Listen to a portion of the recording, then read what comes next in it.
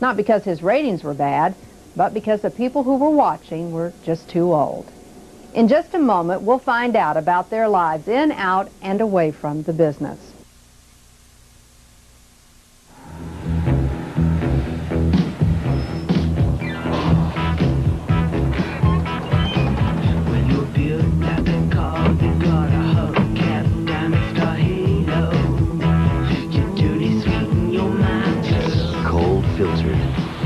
Genuine draft. For those who've discovered its real draft taste, the world is a very cool place.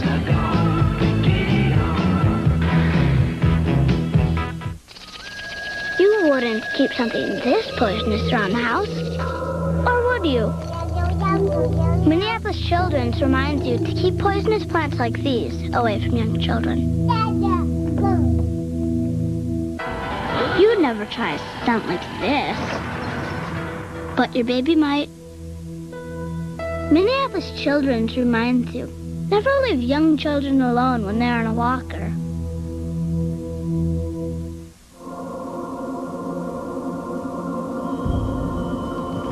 At Mystic Lake, a legend is told of the wise old eagle who carried his people's wishes to the Great Spirit. Some believe you can still hear him fly over the water, carrying good fortune and prosperity on his wings.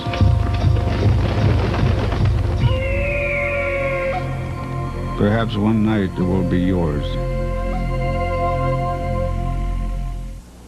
I had the most amazing dream. Not about a baseball field. No, about this great camera and video store. A salesperson showed me an autofocus Canon EOS Rebel, and then he showed me their huge selection. Terrific prices, and they've got great service, too. That's no dream. That's National Camera and Video, and right now they're having their summer spectacular. Is this heaven? No, this is National Camera and Video. National Camera and Video. People will come. It's Good Company with your host, the husband and wife team, Steve and Sharon. What is it about Steve and Sharon? The TV hosts of KSTP's Good Company have kept the viewers coming back for more since they first went on the air in 1976. And today, their show is the highest-rated local daytime program in the country. Why do you two think that your show, in particular, has been so successful? Sharon. You're so generous. I think Sharon is a natural. Far more natural than I am. He doesn't give himself credit, though. Look at this face. I mean, is this a charming face? I think people like... Come on, there's kind of Honey, a little boy quality about you that I think people relate to. I think Steve was from the start an entertainer looking for the right stage. I mean, Years ago, at a small station in Ohio, Ed Bewley, now a television consultant in Dallas, co-anchored the news with Steve. He got into television news, I think, because that was a way to get into television. But I think once he got into news, he found that to be very stifling. It was too rigid for him. He couldn't really express his personality. And so when the talk and magazine show opportunity came along, I think that was a perfect marriage of everything that Steve has. While Steve was dreaming about and tinkering with a formula for a daytime talk show, Sharon was hundreds of miles away in Chicago, a student at Northwestern University doing her own dreaming about a career in dance and theater. She studied with the renowned modern jazz dancer Gus Giordano, later joining his company. I think a person like that you never will ever forget. The physicality alone. She was probably one of the most beautiful dancers that we have had coming through this school. And not only the dance quality, but also the intelligence. Once they've got the discipline of dance and the mind, they can soar to all kinds of heights, which Sherry has done. Sherry, as she was known in those days, married an actor and lived briefly in New York. But eventually the couple moved to Minneapolis, where Sharon landed a role at the Old Log Theater. I don't know that we ever had anyone that was better than she at comedy. Why did she quit working after Don? Well, I think that was my fault. I recommended her to KSTP, and that job was better. Now, they had called and wanted to know if I could suggest anyone that they could audition for a new show that they were going to put on the air. And it was an interview show, and it would take a certain rapport with the audience and a quickness and a glibness and someone who had warmth, and I recommended Sharon. And the only one that I did recommend, and I think it was 2 days later she had the job. What was also clear from the moment Sharon sat down next to Steve is that the two had chemistry, on the air and off. And as it turned out, perfect timing. Steve was divorced, Sharon's marriage was on the rocks. At what point did the romance begin? I don't know, probably about 6 months, 7 months into it, I think. Yeah, see, the beauty of it was we established a relationship as friends first. Yeah.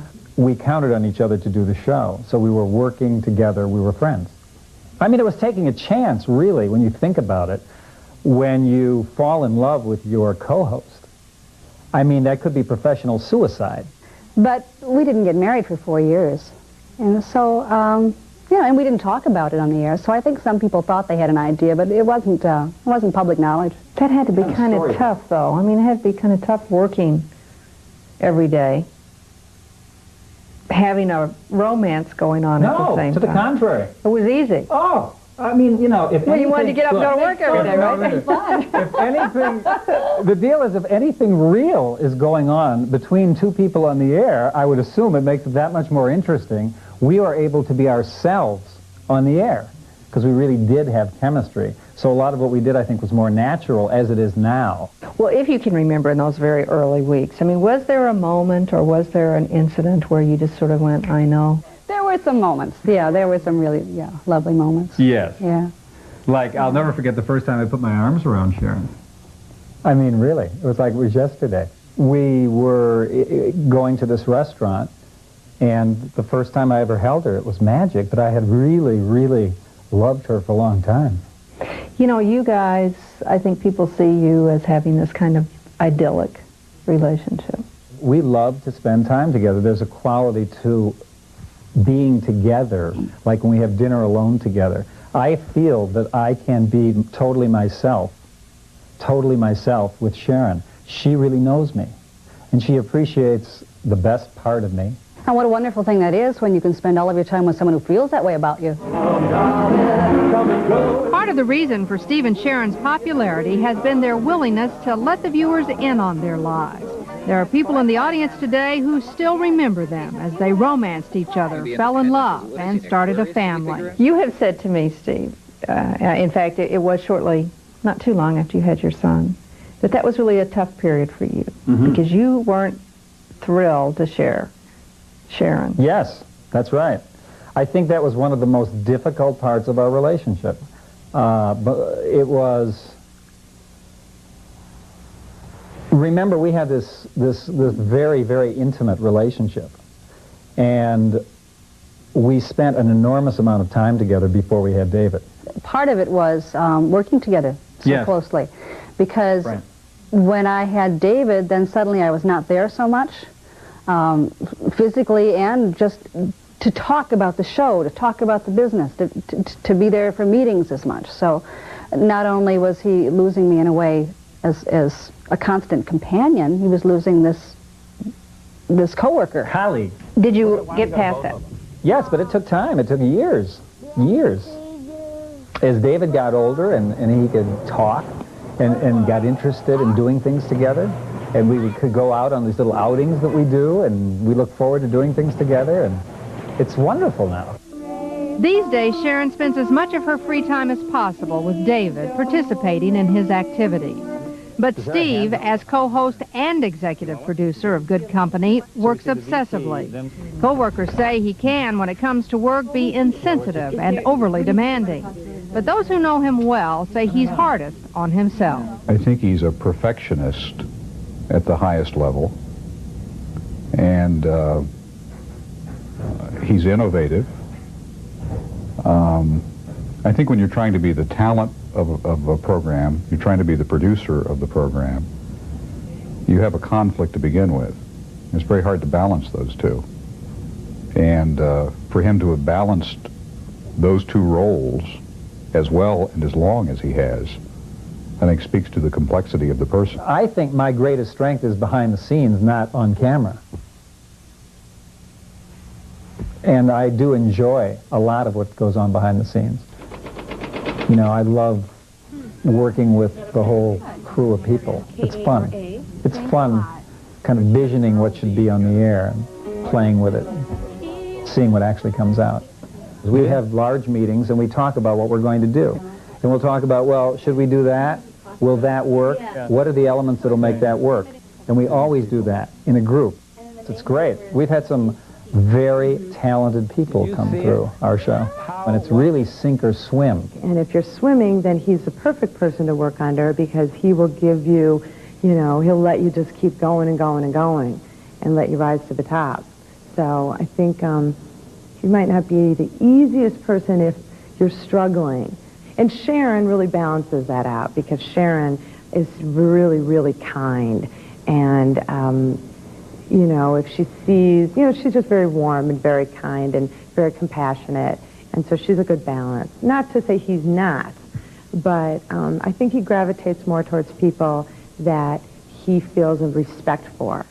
Ellen Rakuten credits Steve and what she learned from him working on Good Company with her success today as a producer on The Oprah Winfrey Show. Oh, I think he's amazing. He's a television genius. He has done things in the local market that have been imitated on a national level. When it comes to stress, what I use is running. I mean, running works every single time. And I've been running my brains out for years. You guys have done this job for such a long time.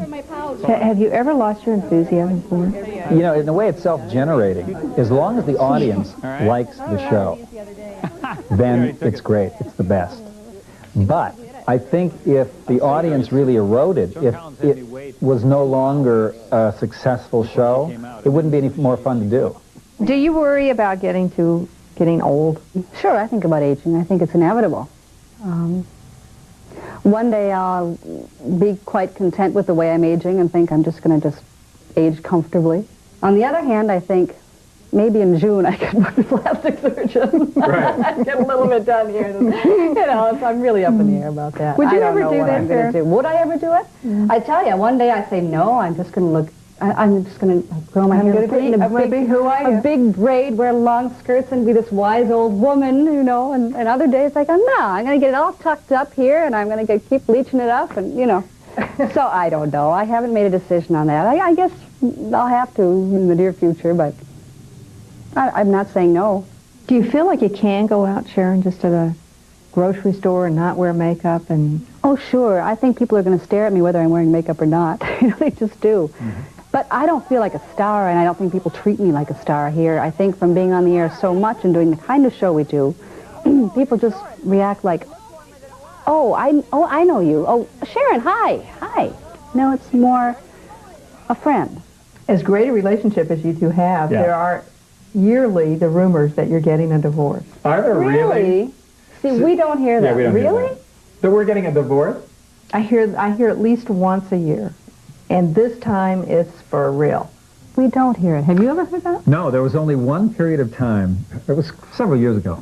And people suddenly, this is the only time this ever happened, started to come to me and said, is there something going on here? In fact, somebody inside the station, high up in the station, finally came to me and said, we've heard this rumor. Is it true? I said, absolutely not. So you guys have got it all. You have a bigger house. So I don't think we have it all, but we do want your house. If we had your house, we would have it all. I think we have a very wonderful, rich life. We love what we do. We love our family. We have a good time together. And yes, but remember, you know, life is not a photograph. Boom. They have it all, and they're going to have it all forever, and this is the way it's going to be. Right. And in television especially, when you know, this could all be over tomorrow as far as what we do for a living. I think it would be hard to find something that gives us the rush and the satisfaction of what we do.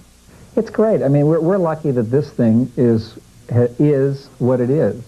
I mean, doing the show together for all this time, this is a party. This is fun. It is fun, really. It is a great way to make a living. It is. It's I mean, great. I just can't imagine doing anything better. Coming up. You had an opinion. Mm-hmm.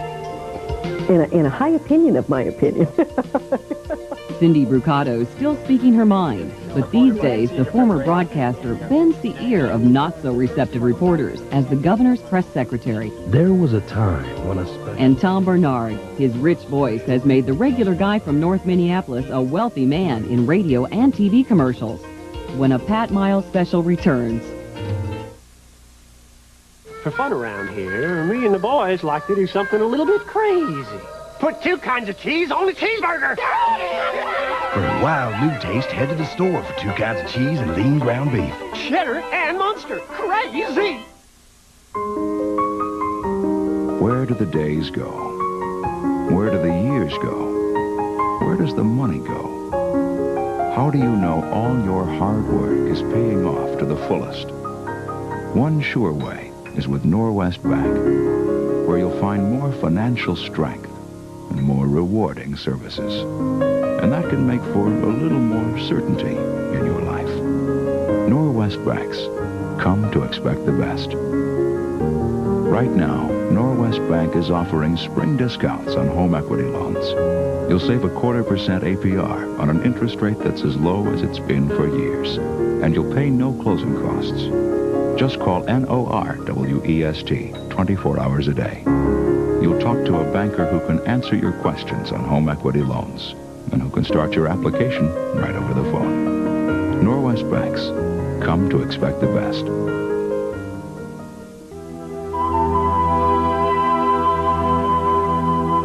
Dayton's 2-day sale. Only 2 short days, this Wednesday and Thursday.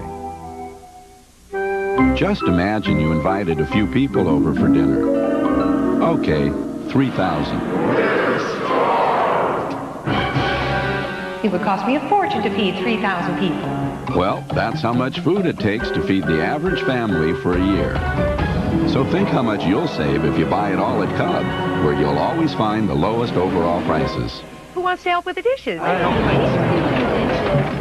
Cub Foods, what good food should cost. This is KARE 11, Minnesota's NBC station.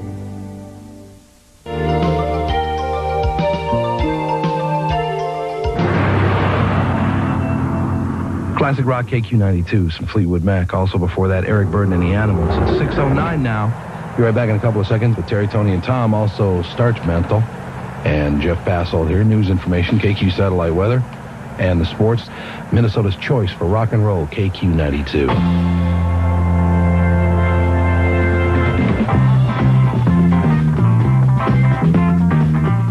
One thing about our show is that we just go on the show and talk. It's not like scripted out or anything.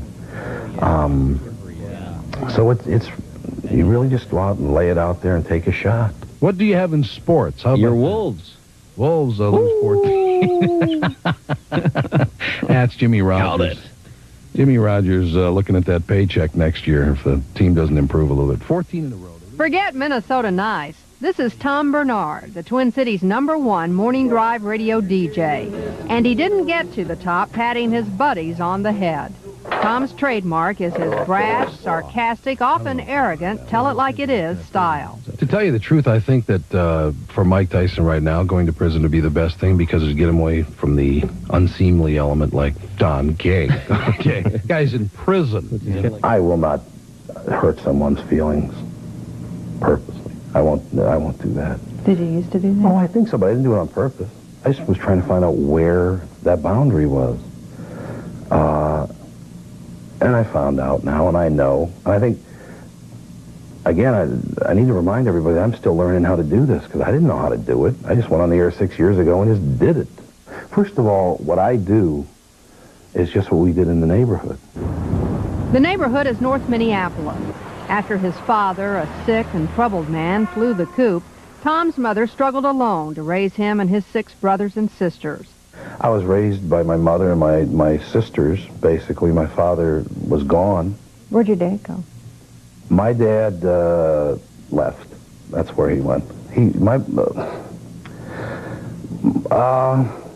father had a lot of health problems. What was wrong with him? My family doesn't want me to tell anyone that. He was ill. There was another paradox, because I loved my father a great deal, but I hated his illness. Oh, God, did I hate it a lot. And finding that line, what was him, And what was his illness was not easy to do. It's exactly the same. Had changed a bit. It hasn't changed at all. Most of Tom's closest friends still live in the old neighborhood, and he comes here often to visit. Tom says these are the ties that keep his life in perspective. And I think a lot of people in North Minneapolis think, you know, why would anyone want to live there, or, you know, growing up there? As long as you kept your values and looked to your family and friends, you knew what to do, what not to do. I had an extremely happy childhood here, and a lot of fun. Don't have a bad word to say about the place.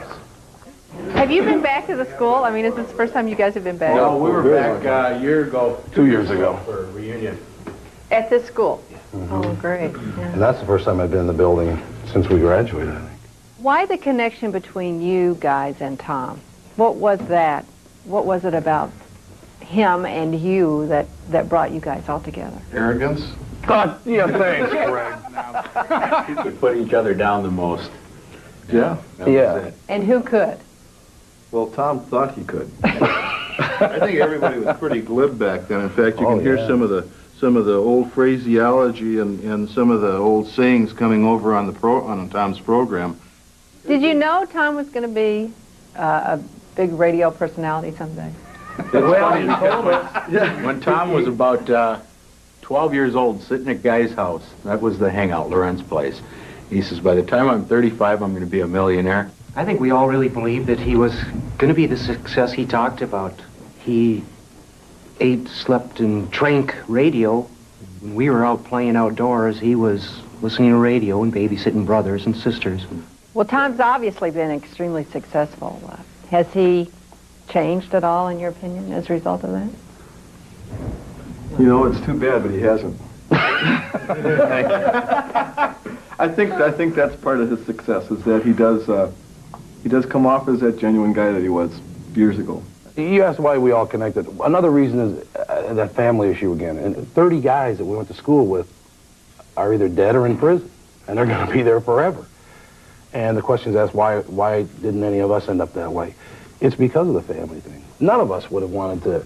I mean, I know all these guys' parents, and none of us would have wanted to treat our families that way, and that's why. It would have broken my mother's heart if I had become a hoodlum. So I didn't. And that's a fact. No, I think it's interesting that you were raised by all these women, and you're such a guy's guy today. I don't think people that's true. see you that way. You think they do, really? Oh, sure. With your radio show, well, you're also married to a very strong woman. Her attraction for me was the fact that she's very, very independent. She's a very strong woman and will put up with absolutely nothing. And I admire her for that.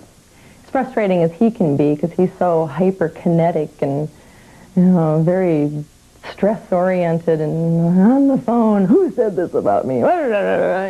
Tom's wife, Catherine, was in on the ground floor of his career as a producer on the very first KQ morning show. And she says she knew then unequivocally that Tom was headed for radio stardom. I guess he knows what people like. You know, he just knows how to tell a joke. And now here's what it is. Haggis is minced sheep's heart. Don't tell me this. No, well, listen to what's in this dish. We're having beef Rudy. So how did you get into broadcasting? I went to a school, Brown Institute, on what was then called the WIP program, Work Incentive Program, Hennepin County. It was for underprivileged children. So you were given what amounts to a scholarship for underprivileged children to go to Brown. You excelled there? No, I was thrown out 7 times.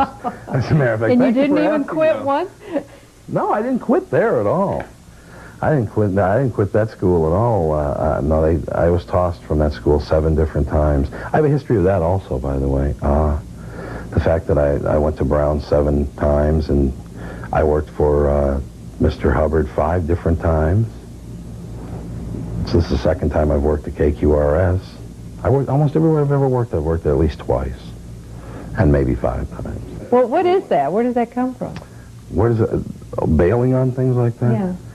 I don't know. You call it bailing. Some people call it quitting. Bailing, quitting. But bailing sounds funnier.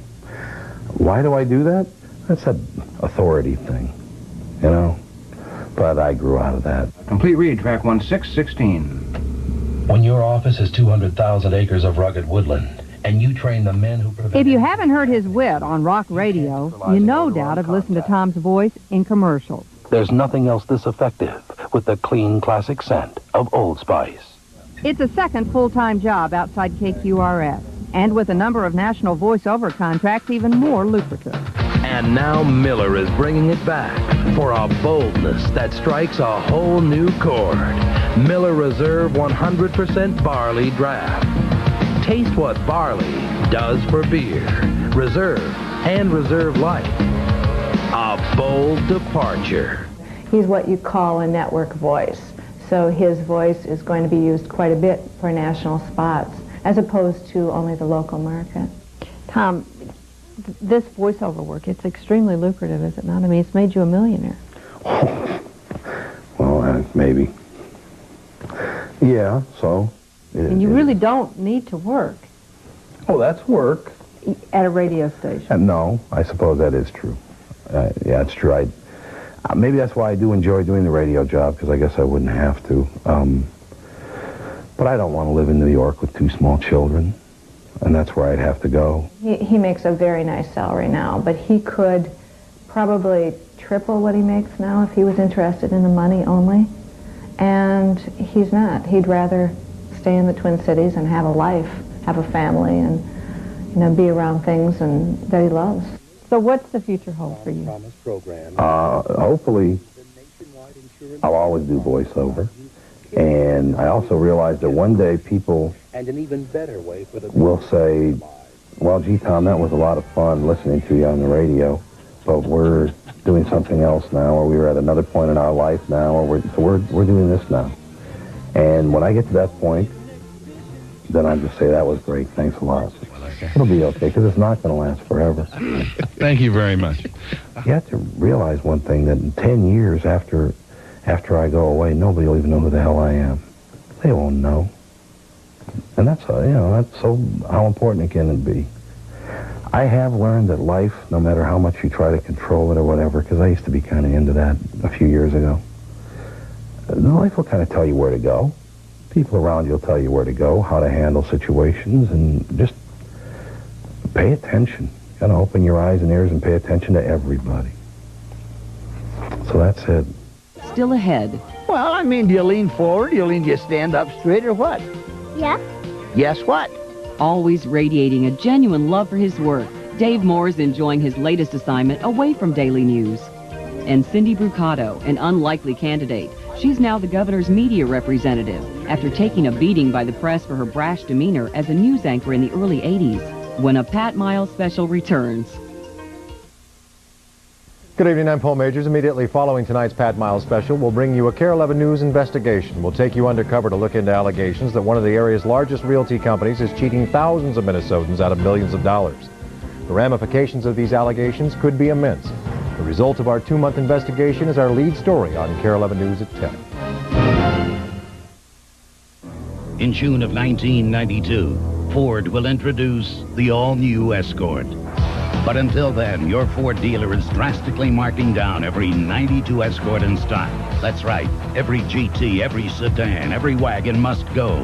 It's your last chance to get 2.9 financing for 48 months, or up to $1,500 cash back. It's the big Escort. Close out now at your Ford dealer.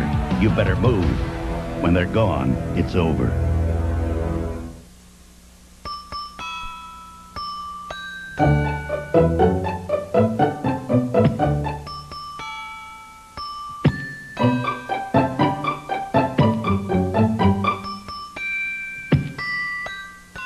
The dirtier the job, the more you need Hylex. Hylex bleach, also in fresh and lemon scents. Now available at Target.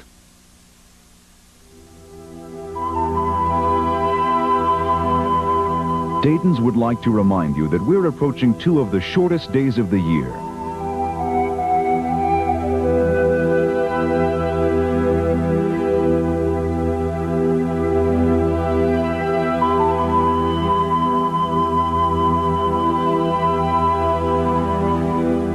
Dayton's 2-day sale, only 2 short days, this Wednesday and Thursday.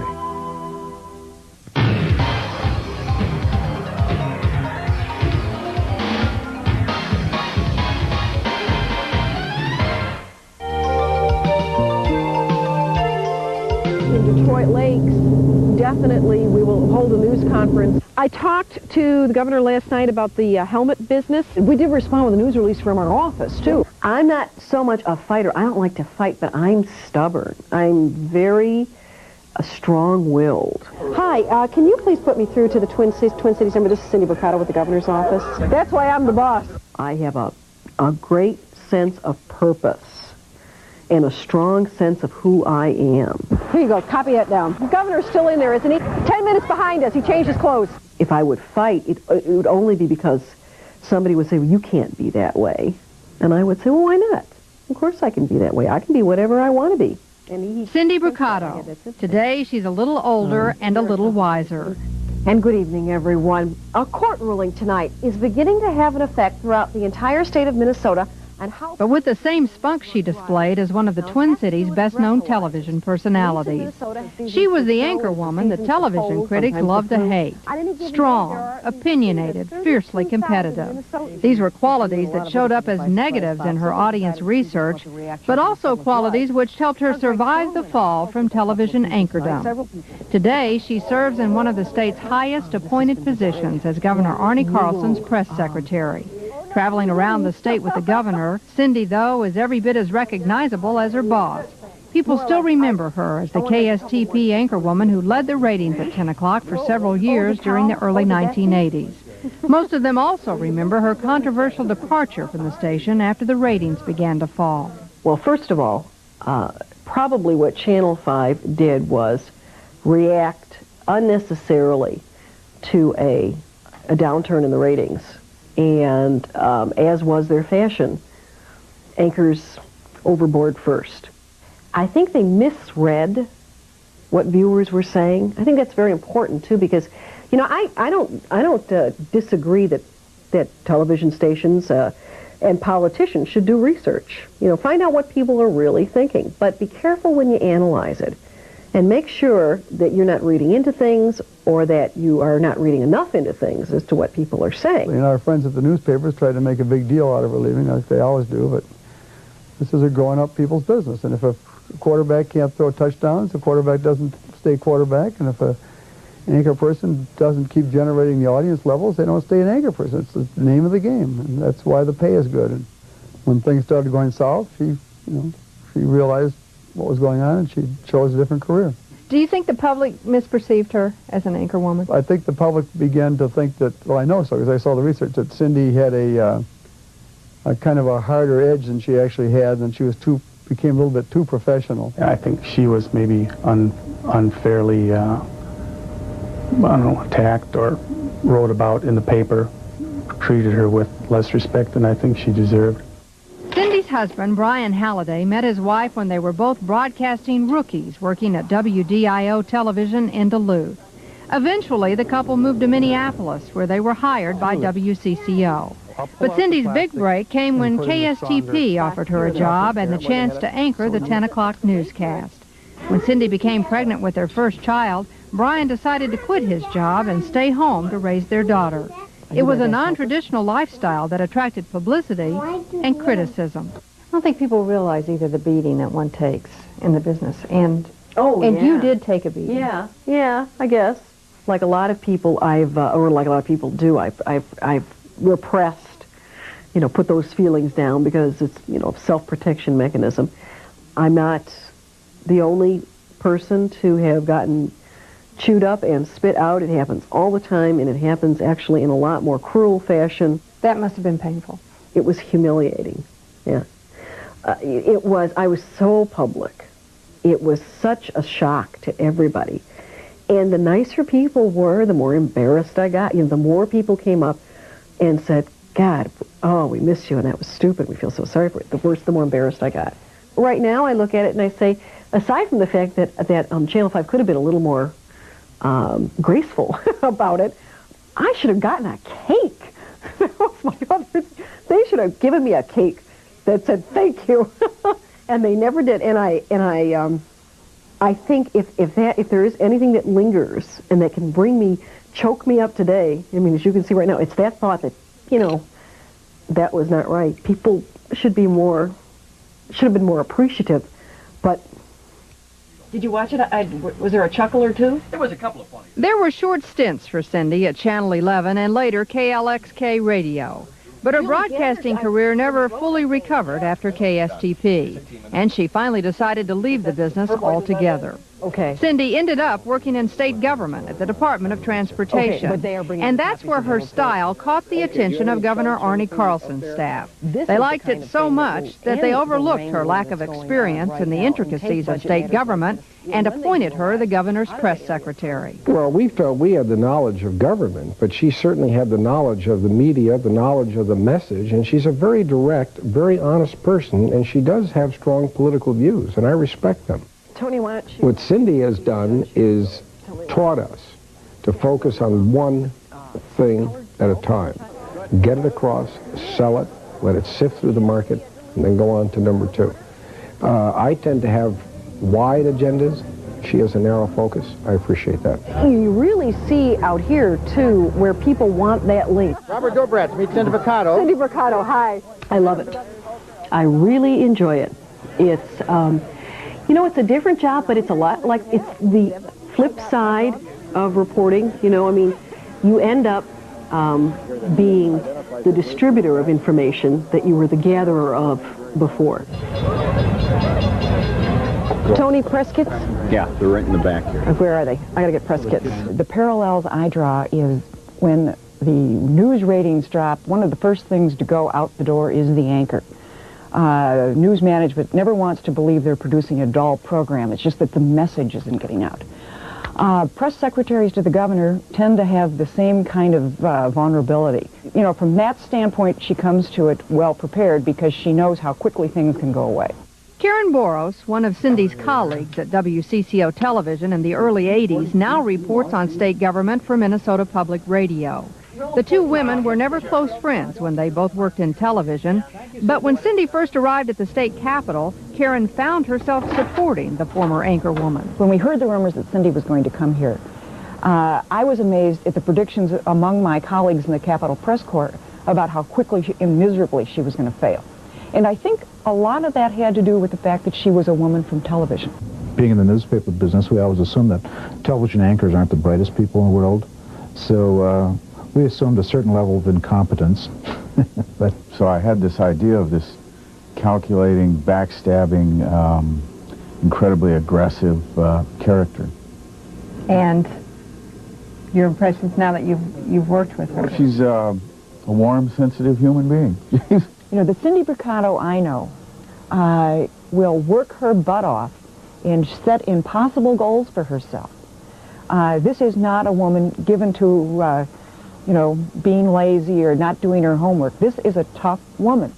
A $40 million... Yeah, she's tough. She's kind of brassy, but she's refreshing. She's very direct.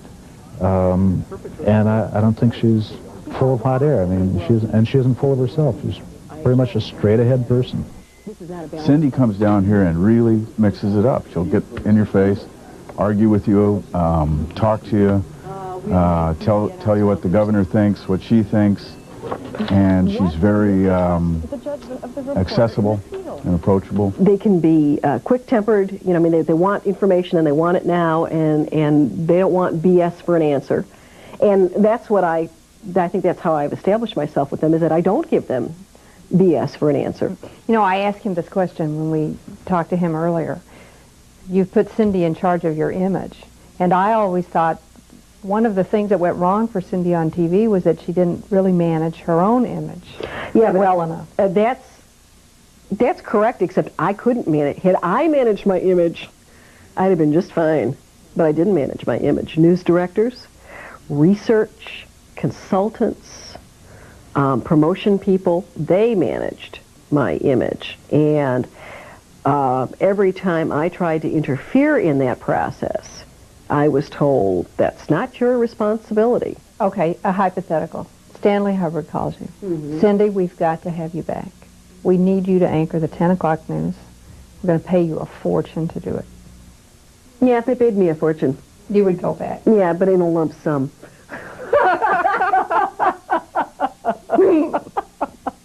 And you know what? I don't think it would work. I think the reason that I was successful was that I enjoyed the job, and it showed. I had an enthusiasm, and it showed. And it had nothing to do with salary or celebrity. It had to do with journalism, television journalism. I never heard that about you. No. What I always heard was how much you loved the money and how much you loved being a celebrity. Yeah, well, that was never, I mean, I never said that. That was what people interpreted. But those were unobservant people, I guess. I'm not oblivious to what people think, but I'm not going to let myself get dragged down by people who are just out there to be critical. I do have a determination to be successful. I want to be, I want to use my skills, and I want to be appreciated. And I don't like, I don't want people to get in the way of letting me, prove myself that I can do these things. I think it has been incredibly easier as I've gotten older. Except for television, people take older women a lot more seriously than they take younger women. Years ago, when you left Channel 5, you said to me, my one regret is that I never had a chance to tell people goodbye on TV. Yes. Who had watched. Yeah. So here's your chance. Well, gee, I would like to thank all of the viewers from Channel 5. You were just terrific. You gave me, wonderful support. It was a great time, but I'll tell you, there is life after the 10 o'clock news, and I'm here to prove it. Up next, after more than 3 decades as one of the Twin Cities' foremost news authorities, Dave Moore's era ended under protest in December. I want to raise a little hell. When a Pat Miles special continues. KS95 FM, the best variety of songs from the 70s, 80s, and today. We listen to KS95 all day. It's not soft and boring. It keeps me energized. KS95 plays more music. No rap, no hard rock. KS95, it's perfect. KS95 FM, more music, great variety. You're not a kid anymore, you must be kidding me. You look 10 years younger than you're supposed to be. You've got smooth, soft skin, bright, shining eyes. Drinking milk every day, well that's no surprise, 'cause milk tastes delicious. You're not a kid anymore. And I'll tell you what's more, you're not a kid anymore. Milk's good for you. You're not a kid anymore. Milk, because you're not a kid anymore. Kid anymore.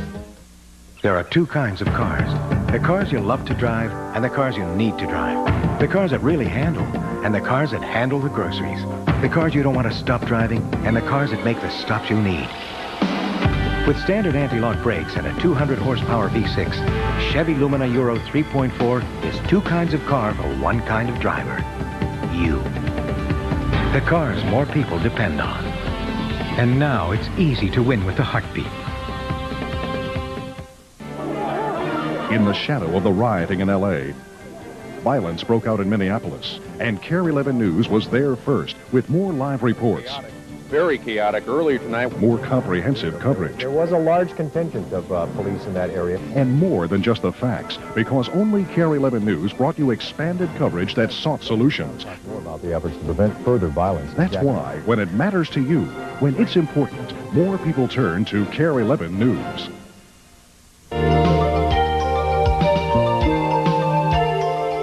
This is my final 6 o'clock news here on Channel 4. This will be no maudlin, tearful farewells. Just a simple but a very heartfelt thank you to all of you for your support down through the years. I've been really, really touched by it. After more than 3 decades of delivering the news on WCCO television, Dave Moore begrudgingly called it quits last December. It was a bittersweet reception following his final 6 o'clock newscast. Tears flowed as heavily as the champagne. His colleagues knew this was not something Dave wanted. The authority figure of local television, the anchor who had become a legend, no longer had a role to play. I was kind of graceless, I'm sorry to say, about that whole thing. Isn't it amazing how we get perspective with the elapse of time? But it was really tough, It was hard to take the blanket away. It was, that sort of thing. And But I was a little upset because I couldn't, they couldn't give me a reason for it. But of course the reason was that you're old. They can't say that. It's against the law. Dave Moore certainly did not come off for a magic reason to get younger viewers, which that's what everyone wanted us to say. Tough time. Just really had to think about whether it was the right thing to do, and I've told him, and again he disagrees, that I really wanted him to go out on top. And he did. He left the 6 o'clock news when a lot of people were watching, a lot of people cared that he left the program, and we gave him another assignment. And that's why we still feel good about it, even though I'm not sure he does. What's brought you the most satisfaction? Some one thing. Oh dear. I felt most proud of the series of documentary programs we did back in the 70s, whether it was more on Sunday or more on Monday or more on Tuesday, that called attention to people about problems in the community. The Moore documentaries won awards and national attention for Dave and WCCO. But it was the bedtime news, Dave's Saturday night satire, that endeared him to the viewers. This was Dave's creation, his way of making a statement. And now the bedtime news with Dave Moore, brought to you by the Sealy Mattress Company. I get tired of people talking to me about the weather all the time, really. Why don't you ask me about my hobbies or current events? What about current events? Well, I'm not so hot on current events. Over the years, weatherman Bud Kraling was Dave's nightly sidekick. The two developed an extraordinary rapport on the air with the kind of small talk that kept viewers tuning in night after night.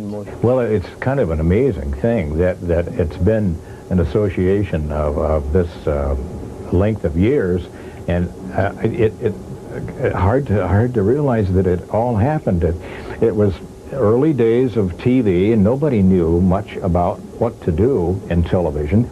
You got away with a lot of things, and now it's stricter. Had CBS come knocking, would you have considered it? Did you ever aspire to that day? To go to the I never network? thought about it. It never occurred to me. What would it be like to earn $7 million a year reading the news, do you think? That'd be terrible pressure. You never wanted that pressure. You never asked for raises. Yeah, and you always took what they gave you. Right. You kept the salary level in the Twin Cities down. Ann Rubenstein told me one time, Dad, you're killing it for all of us, you know that? Always a good boy. And you always said publicly that this isn't a hard job. I don't work very much. Oh, yes, I've said that. And therefore, what you were saying, in effect, to your employer was, hey, I'm not worth that much. The direct quote is, it's the most overpaid, underworked job in town. And we're not fooling anybody. It still is. But here's where I always thought, Dave, that you were wrong. The talent that exuded when you sat up on the set and delivered and communicated what somebody else had written. That is very valuable and very important. Yes, I agree. I think it should be rewarded. But I think I am willing to accept I suppose you'd say, the lower echelon of those rewards. I am not willing to, I want to work, I want to do the job. I'll tell you what's interesting is how little we know about what goes on in our own backyard. They said, well, you've been such a loyal employee, and they said, well, we'll give you this half-hour show Sunday morning, and take it easy, you know. Take it easy. This is the hardest I've worked in 25 years. Moore's new assignment is a half-hour program that airs at 9:30 on Sunday morning. Called More on Sunday, it combines a serious look at the news with some of Dave's best old skits. Well, if you weren't such a fool, you wouldn't start talking that way in the first place. Such a making a fool of yourself. You'd learn to have a good time around and begorra and St. Patrick, we're alive today. You can bet your sweet bottom he'd be having a good time. Now, not since the bedtime news, which is about exactly 20 years ago, I have not done any production work. Writing, putting things together, putting things in order. Seeing that this is done, seeing that that's been, I must say I quite enjoy it. I enjoy the writing. I enjoy the freedom they've given me. Stand by to Dave.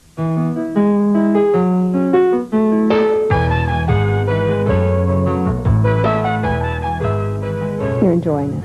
I'll tell you this, I'm enjoying doing it. I'm enjoying putting it together, and and I'm enjoying broadcasting it. I can't look at it. Why not? I don't know. I just can't do it. I can look at it for 2 or 3 minutes on maybe some feature that we have going. I can't, but I just can't sit and look at myself. And I think, I don't blame those guys for removing me from the 6. If I were on that station, I wouldn't want me on there either. Now, why do you say that? You don't want to see, you don't like the way you look? Is that what you're saying? Yeah, I don't. I have no neck. I suddenly lost my neck. I don't want to talk about that. Let's talk about you. How are you? Is getting old on the air tough? No. Not when you're doing it, but when you're looking at it. I can't look at it anymore. What about doing a newscast? Did you find so much fun? Did you like so much? I like being up there where no one could get at you.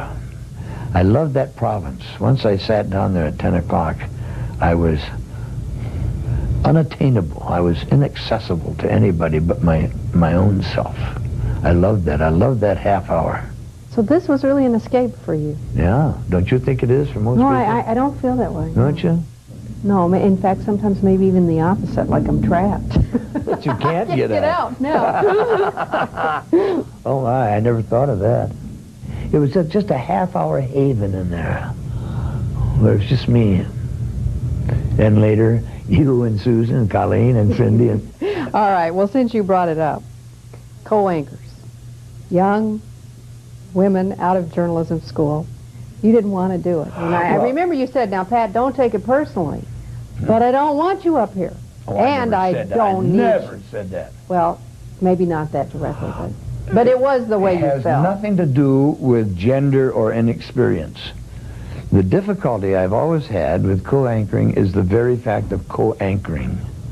It's such a contrivance. You have to make the small talk to make the transition. I can't ignore you up there, and you can't ignore me. We have to say something. Something has to be said. Something has to be done. There has to be a look. There has to be all this small talk. All that crap.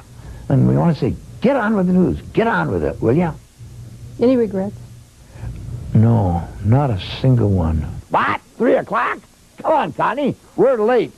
The one thing I do is read out loud. And so I've made more than a casual living at it and raised a fine family on it. You talk a lot about reading, and one of the things you do is read for the blind.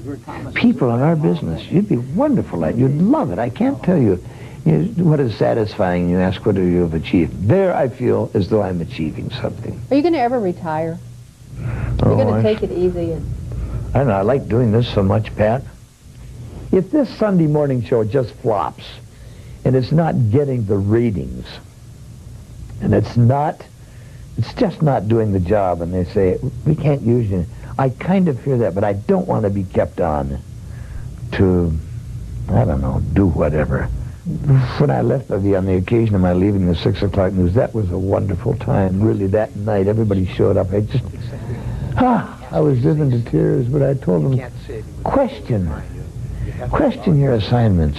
I don't know, I just think the television community needs to be resurgent. I think it needs to make a lot of noise. We're not making any noise now. We're giving the people what they want. They're accepting us, and we're doing well. We're all making money. We're not making any waves. Listen to me. I never made a wave in my life. But now that I'm old, now I can make waves, although I can't swim. A Pat Miles special will return in a moment.